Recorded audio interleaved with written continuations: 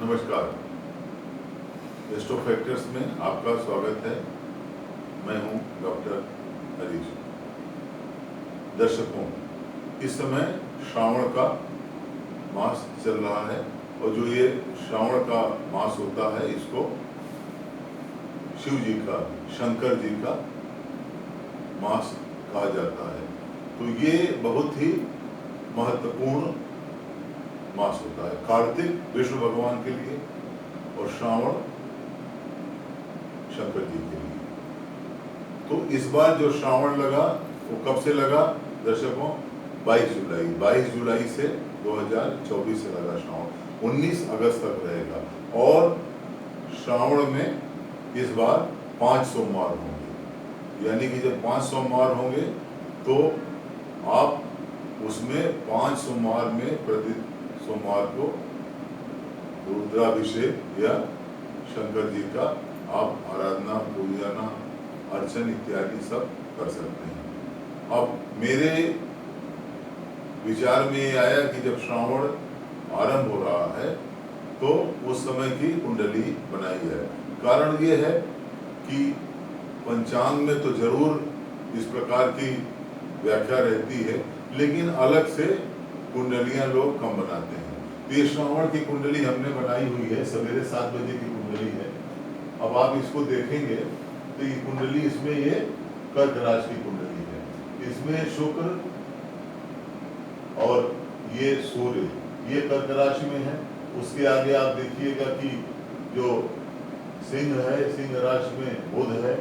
और उसके बाद महत्वपूर्ण क्या है? चंद्रमा। चंद्रमा कहाँ है? मकर राशि में 7वें स्थान पे।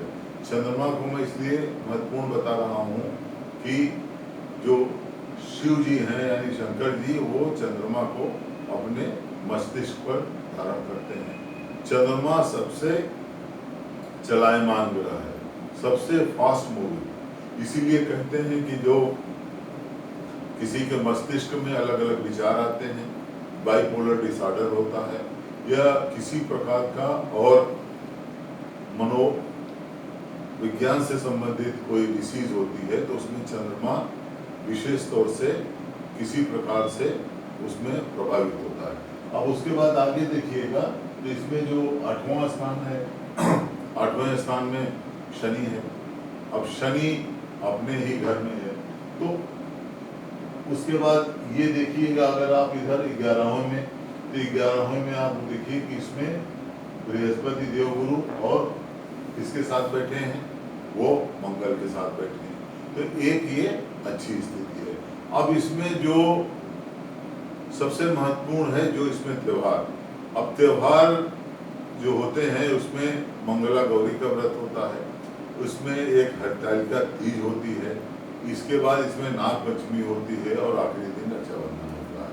तो विशेष तौर से जो तीज होती है और जो मंगला गौरी का व्रत होता है, ये बहुत ही इसमें महत्वपूर्ण होता है।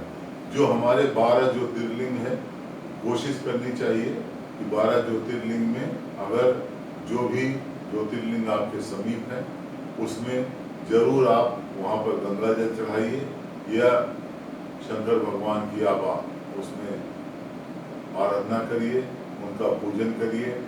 और जल, विशेष रूप से शंकर जी, जल और बेलपत्र, 2 चीजें सबसे महत्वपूर्ण हैं। इससे शंकर भगवान प्रसन्न होते हैं। हालांकि और भी बहुत सी चीज लिखी है कि उसमें आग का फल, धतूरे का फल या धतूरे के जो बैगनी रंग के जो फूल होते हैं उनकी माला, और भी तरह तरह की चीजें लिखी हैं। लेकिन जल का जो अभिषेक है, विशेष तौर से गंगा जल का अभिषेक, और गंगा जी को धारण करते हैं, उससे अगर आप उनका अभिषेक करेंगे, सफेद सामग्री का विशेष रूप से प्रयोग करेंगे, तो ये सब चीजें शंकर भगवान के लिए विशेष रूप से मनोवांछित परिणाम देने वाली साबित होती हैं। अब आप इसमें जब, तप और अर्पण तीनों चीजें कर सकते हैं। और अगर आपको रुद्राभिषेक करना है तो आप किसी सुयोग्य, जो आपके विप्र हैं या सुयोग्य पुजारी हैं, उनके माध्यम से आप रुद्राभिषेक कर सकते हैं।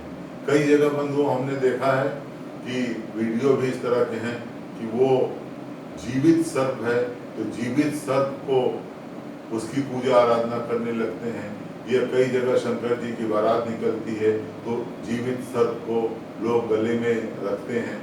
जीवित सर्प में कोई इस प्रकार का किसी शास्त्रों में नहीं लिखा हुआ है कि आप जीवित सर्प की पूजा करिए, ये खतरनाक भी हो सकता है। लेकिन इस प्रकार का मेरा मंतव्य है कि इस प्रकार का कार्य और आचरण से हमेशा बचना चाहिए। आप कोई भी ज्योतिर्लिंग, आप चाहे महाकालेश्वर में देखें, चाहे बैजनाथ धाम में देखें, केदारनाथ जी का देखें, आप सोमेश्वर का देखें, सोमनाथ जी का देखें, आप वहाँ पर देखिए आपके नासिक में है त्र्यंबकेश्वर महादेव, त्र्यंबकम यजामहे सुगंधिम पुष्टिवर्धनम उर्वारुक्मिबंधनान्वितो मुक्षीयमामता। कहीं पर भी बहुत पुराने मंदिर है सब। आप त्र्यंबकेश्वर महादेव का मंदिर देखिए, नासिक में एकदम काले रंग का मंदिर है, बराबर में उसके वहाँ पर पॉन्ड भी बना हुआ है। आप कल्पना नहीं कर सकते हैं कितना पुराना होगा। तो ये चीजें हैं, बहुत ही ऐतिहासिक हैं और पौराणिक हैं। तो शास्त्रों में जो लिखा गया है उससे किसी भी प्रकार का विचलन नहीं किया जाना चाहिए। और शंकर भगवान तो बहुत ही भोले हैं। शिव रूप जो है वो बहुत ही भोला रूप है, भोले भंडारी कहते हैं। शंकर क्या है, और मॉडिफाइड रूप है। शिव आसानी से प्रसन्न हो जाने वाले। आप उनकी साधारण पूजा अर्चना करिए और उससे आपको लाभ होगा। तो मैंने श्रावण मास में ये मेरे मन में विचार आया कि इसकी कुंडली बना करके और इसके ऊपर एक व्याख्यान दिया जाना चाहिए। धन्यवाद, नमस्कार।